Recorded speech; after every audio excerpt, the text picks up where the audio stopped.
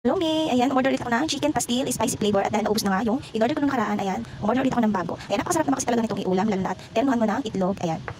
So, ayan, bagong-bago lang yan binili ko mga Mi, ayan, kaka-open lang yan, at tingnan nyo naman, punong-puno yung laman niya.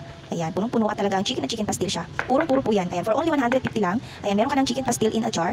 Ayan, kaya umorder na kayo mga Mi, ayan, check out nyo na sa Yellow Basket. Ayan, nasarap yan iulam, lalo na kapag meron kang sinangag at almusal mo sa umaga. Ayan, kitang-kita naman yung pagka-chicken niya, talagang purong-purong chicken yan mga Mi. Ayan, napakasarap niyan sa almusal, ayan, pang ulam mo. Ayan. O, diba? Kita-kita nyo yung mga hibla niya, ayan. Ayan, super sarap yung mga Mi. Ayan, padalawang order ko na yan. Ayan, spicy flavor yung mas bet kong flavor, kaya ayan ulit. Umorder ulit ako ng spicy flavor. So, ayan, kain na tayo mga Mi. Ayan, check out nyo na sa Yellow Basket.